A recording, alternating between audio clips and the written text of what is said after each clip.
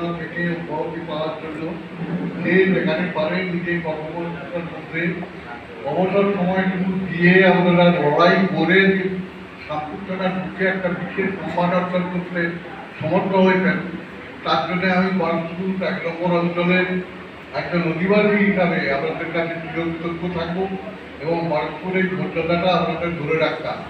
আপনারা সকলেই জানেন বারণপুর 1 নম্বর অঞ্চল একটা বামপন্থী অঞ্চল। এই বামপন্থী অঞ্চলে আপনাদের লড়াই এবং মর্যাদা আজকে কিন্তু বারণপুর 1 নম্বর অঞ্চল একটা শামপুর থানার মধ্যে 14টা অঞ্চলের মধ্যে একটা জায়গা করে নিতে সমর্থ হয়েছে।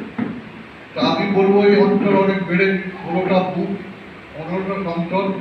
এই 15টার মধ্যে গতবারে আমরা 12টা জিতেছিলাম, 3টে হেরেছিলাম এবং যাই করে হোক এই 12টার রেজাল্ট এই বামপন্থী এলাকায় অবিস্মরণীয় ঘটনা, সেটা আপনারাই পেরেছেন, আপনারা লড়াই করেছেন এবং আপনাদের জন্যই এটা হয়েছে।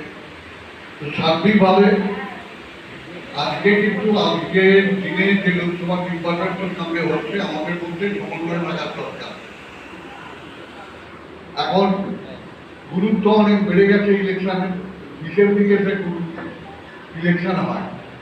এখন একটা মেম্বার হয়তো জিতল 250-300 ভোটে, আর লোকসভায় মার্জিন খুঁজে পাওয়া যাচ্ছে, এটা বললে হবে কিন্তু কেন হয় না? আমাদের মধ্যে একটু জনসংযোগটা কমেছে। গ্রাম পঞ্চায়েত নির্বাচন যখন হয়, পঞ্চায়েত সমিতি মেম্বার, গ্রাম পঞ্চায়েতের মেম্বার আর জেলা পরিষদের মেম্বারের সুপারভিশনে হয়, তখন যেভাবে গুরুত্ব দিয়ে লড়াই করে